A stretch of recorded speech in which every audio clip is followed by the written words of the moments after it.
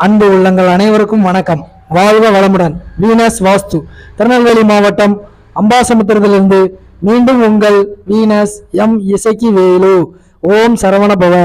எல்லா புகழும் இயற்கைக்கு. வீனஸ் அப்படின்னாலே தினந்தோறும் நல்ல நல்ல கருத்துக்களை நான் முன்வைத்துக்கிட்டே இருக்கேன். அந்த வகையில் இன்று நாம் பார்க்கக்கூடிய ஒரு அற்புதமான விஷயம்தான். இதை நீங்கள் ஃபாலோ பண்ணுறது ரொம்ப ரொம்ப நல்லது. அந்த வகையில் நாம் இன்று பார்க்கக்கூடிய அற்புதமான சப்ஜெக்ட் என்னன்னு பார்த்தீங்கன்னா, பெண்களின் கவனத்திற்கு அப்படின்னு சொல்லி நான் இதை ஒரு பெண்களுக்காக இந்த ஒரு சில பர்டிகுலர் சப்ஜெக்டில் நம்ம நிறைய விஷயங்களை எடுத்துகிட்டு போகணும்னு நினைக்கிறேன். அந்த வகையில் ஆண்களுக்காக இல்லையா சார் அப்படின்னா, வரும் நாட்களில் நிச்சயமாக உண்டு. ஆண்களுக்கு இல்லைன்னா எப்படி? அப்போ முதலில் பெண்களை காண ஒரு சில நல்ல தகவல்களை நம்ம கொடுக்கணும் அப்படிங்கிறதுக்காக நான் இன்றைக்கு ஒரு குறிப்பிட்ட ஒரு சில விஷயங்களை நான் உங்களுக்கு பகிர்ந்துக்கிறேன்.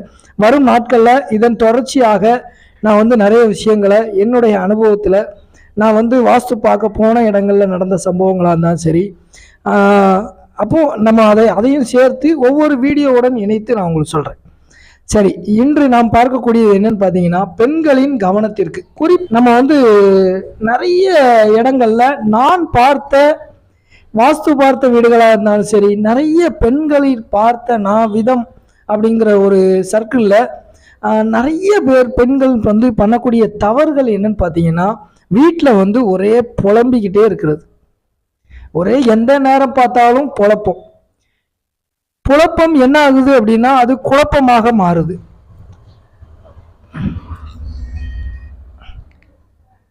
அப்போ அந்த குழப்பம் குழப்பமாக மாறி நிறைய பிரச்சனைகளை கொடுக்கறது. அப்போ எந்த வீட்டில் இருக்கக்கூடிய வேலை செய்கிறீங்க, வேலைக்கு போகிறீங்க, வீட்டில் தான் இருக்கிறீங்க, ஹவுஸ் ஒய்ஃபாக இருக்கிறீங்க அப்படின்னாலும் நீங்கள் முதல்ல தவிர்க்க வேண்டியது புலம்புவதை தவிர்க்க வேண்டும். ரெண்டாவது பார்த்தீங்கன்னா, டைம் கிடைச்சா போதும் பெண்கள் ஒன்று கூடி மற்றவர்களை பற்றி குறை கூறுவது, ஒருத்தரை பற்றி ஒருத்தர்கிட்ட மற்றவங்களை பற்றி அப்படி அது புரளி பேசுவதுன்னு சொல்லுவாங்க. பேசக்கூடிய அது புறம் பேசுதல் அப்படின்னு சொல்லுவாங்க. அது முற்றிலும் தவிர்க்க வேண்டும். ஏன்னா அடுத்தவங்களை பற்றி பேசுறது உங்களுக்கு என்டர்டெயின்மெண்ட்டாக இருந்தாலும் கூட அது நாளை உங்களுக்கு திரும்பக்கூடும் அப்படிங்கிறத ஒரு எச்சரிக்கையாக நான் சொல்கிறேன். அதனால் மற்றவங்களை குறை கூறுவதை தவிர்த்தது நல்லது. சரி, வீட்டில் இருக்கிறவங்கள குறை கூறலாமா அப்படின்னா அதையும் தவிர்த்துருங்க. ஏன் குறையை தேடி நீங்கள் அலையிறீங்க? நிறையை தேடி நம்ம ஓடணும் அப்படிங்கிறது தான் என்னுடைய குறிக்கோள். அப்புறம் பார்த்தீங்கன்னா, மூன்றாவது பாயிண்டாக முதல்ல பெண்கள் கடைபிடிக்க வேண்டிய முக்கியமான ஒரு விஷயம் என்னன்னு பார்த்தீங்கன்னா, அவங்களுக்கு பிரச்சனை அப்படின்னாலே பிரச்சனை தீரணும் அப்படின்னா முதல்ல கடைபிடிக்கணும் அப்படின்னா அமைதி தான். இந்த அமைதியை கடைபிடித்தாலே மிகப்பெரிய அளவில் பெண்களின் வாழ்க்கையில் மிகப்பெரிய அளவில் மாற்றம் நடக்கும். இதுதான் நிச்சயமான ஒரு என்னுடைய அனுபவத்தில் நான் பார்த்த மிகப்பெரிய ஒரு விஷயம். அப்போ நீங்கள் எல்லாருமே அமைதியாக இருங்க, அமைதியை கடைபிடிக்க தொடங்குங்க. தேவையான இடங்கள்ல பேசுங்க. இப்போ சில வீடுகள்லாம் பார்த்தீங்கன்னா, ஒரு வார்த்தை பேசினாலே 100 வார்த்தைகள் ரிட்டர்ன் ஆகக்கூடிய சூழ்நிலைகளுக்கு தள்ளப்படுறாங்க. அப்போ அந்த வீட்டில் இருக்கவங்களுக்கு மனநிலை பார்த்தீங்கன்னா, அவங்க அதை நினைச்சே கவலைப்படக்கூடிய சூழ்நிலை. இவங்களை பார்த்தாலே பேசுறதுக்கே பயப்படக்கூடிய சூழ்நிலை ஆயிடுது. அப்போ நீங்கள் அமைதியை கடைபிடிப்பது மிக நல்லது. நான்காவதாக, எல்லாருமே மறந்து போயிட்டீங்க.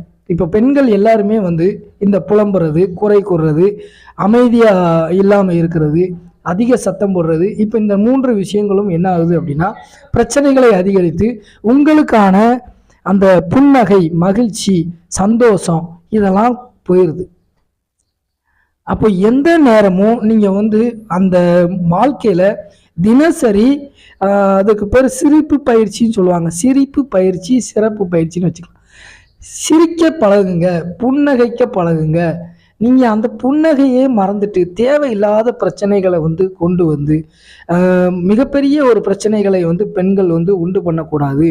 என்னுடைய வீடியோ பார்க்குறீங்கன்னா தினசரி, சார் எனக்கு சிரிக்கவே முடியலை சார், சிரிப்பே வராது அப்படின்னா நீங்கள் தனியாவது சிரித்து பழகுங்க. கண்ணாடியை பார்த்து சிரிங்க.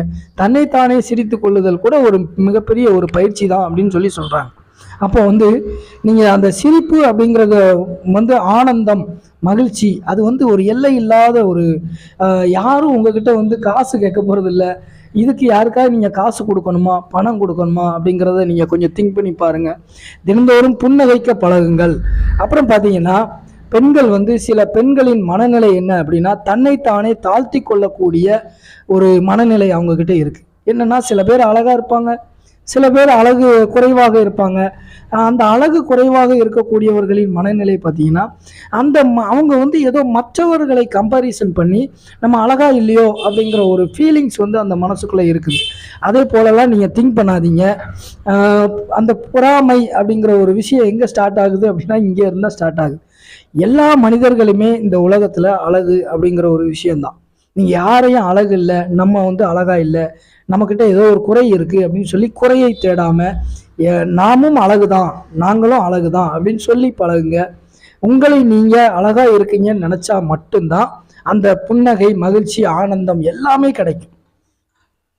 இதை எல்லாருமே மிஸ் பண்ணுறீங்க. அதை மிஸ் பண்ணாமல் நீங்கள் இன்னுமே அதை வந்து அழகு குறித்த அந்த ஃபீலிங்ஸ் வந்து உங்களுக்கு இருக்கக்கூடாது. எல்லா பெண்களுமே அழகு தான்.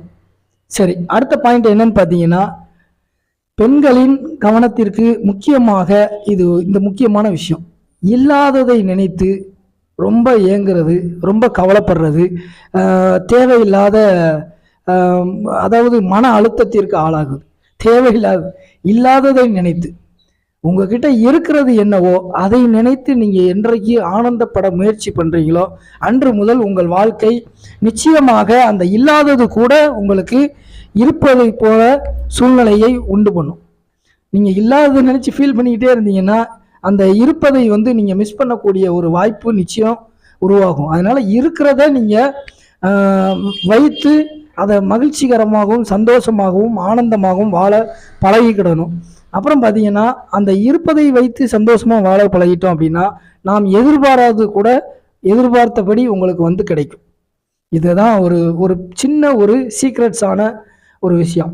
அப்போது இது ஒரு நல்ல விஷயம் சொல்லலாம் அப்படின்னா, அளவே ஆனந்தம் அப்படிங்கிறது தான் உண்மை. அளவே ஆனந்தம். எதா இருந்தாலும் அதற்கு ஒரு லிமிட்டேஷன் இருக்குது. அந்த லிமிட்டேஷன் அப்படிங்கிறத நீங்கள் உணரணும். அந்த லிமிட்டேஷன் உணராமல் இருக்க போய் தான் பெண்களுக்கு நிறைய பிரச்சனைகள். விட்டு கொடுத்து போகிறதில்ல. நிறைய பெண்கள் வந்து இன்னும் நான் வந்து நிறைய இந்த உலகமே வந்து ஒரு மிகப்பெரிய ஒரு ஆளுமை ஆண்ட நீங்கள் வந்து ஒரு பெண்மணியை பார்த்தீங்கன்னா, அவ்வளவு பிரச்சனைகளை தாங்கி கொண்டு ஒரு தமிழ்நாட்டோட முதல்வராக இருந்து ஒரு பெண்மணியால் நினச்சா எதுனாலும் சாதிக்கலாம். அதனால் நீங்கள் கொஞ்சம் பர்டிகுலர் சில விஷயங்களை நீங்கள் ஃபாலோ பண்ணிங்கன்னா நிச்சயமாக உங்களுக்கு மாற்றமும் ஏற்றமும் நிச்சயமாக உண்டு.